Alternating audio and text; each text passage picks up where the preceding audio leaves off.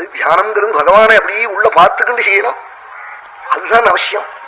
பேதி மாத்திரையை வாங்கிட்டு போனா ₹1 கொடுத்து பேதி ஆகலன்னு டாக்டர்கிட்ட சண்டை போட்டா மறுநாள் அன்னைக்கு அவர் எப்படி சாப்பிட்டேன்னார். நான் சாப்பிடலையே, நெத்தியில பொட்டாட்டுண்டேங்கிறான். பொட்டாட்டுண்டா பேதி ஆகுமா? அது மாதிரி தியாத்மாதம் மிருத்யுமத்தியேதி ஞாத்மாதம் மிருத்யுமத்தியேதி. உள்ள பார்க்கணும். உள்ள பார்ப்பதற்குத்தான் இவ்வளவெல்லாம் படும் பாடல்லாம். ஆமா, வேதமோ சாஸ்திரமோ அனுஷ்டானமோ சாது சங்கமோ பகவத்கதா சிரவணமோ நாம சங்கீர்த்தனமோ ஆலயத்தில் போய் தரிசனமோ அர்ச்சனமோ நமஸ்காரமோ ஸ்துதியோ எல்லாம் உள்ள பார்க்கிறதுக்கு தான். அந்நிய பந்தா வித்தியதே அயனாய. எப்படியாவது ஒரு சித்தனாழியாவது உள்ள பார்க்கணும். நிமிஷம் நிமிஷாத்மா தியாயே துஷ்டம் சனாதனம் வசிஷ்டர். 24 மணி நேரத்துல ஒரு அரை நிமிஷம் 1 நிமிஷம் பகவான் லட்சுமிநாதன் உள்ள பார்க்க வேண்டாமா? பார்த்தா தான் உள்ள என்ன இருக்கு சோகம். அது இங்க ஒன்னா போய் இருக்கு சோகம். பிரஷ் அந்த இடத்துல போய் தொடச்சா தானே போகும் சோகம். நம்ம சின்ன பல்புக்குள்ள இருக்கிற அழுக்க போகணுமே, ஆனா பெரிய வார்கள் எடுத்து துடைக்க முடியுமோ? அதை துடைக்க முடியாது. பல்பு கூட உடைச்சு விடும். அது அதுக்கு சின்ன பிரஷ்ஷா போட்டு செய்யணும்.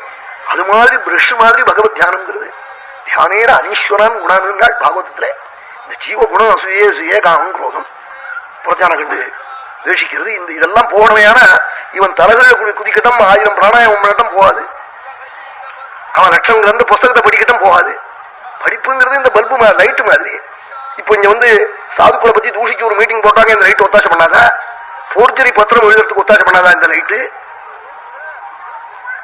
ராமாயணம் படிச்சாலும் அதுக்கும் ஒத்தாசை பண்றது. அது மாதிரி படிப்பு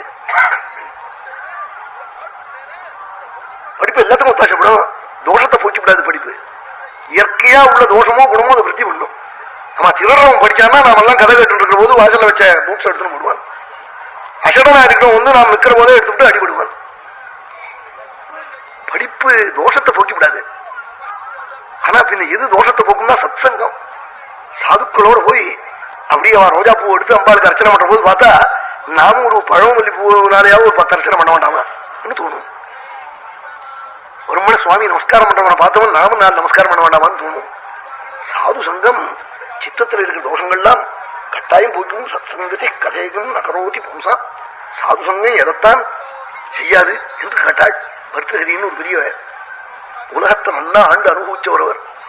சாது சங்கம் தான் இயற்கையான தோஷத்தை போக்கும். படிப்புக்கிடுவெல்லாம் சத் சங்கத்தோட இருக்கணும். அதுக்காக வந்து படிக்காம முட்டாளா இருக்கணும்னு சொல்லலேனா. அந்த வித்தையான சாது சங்கத்தோட சேர்ந்து இருக்கணும்.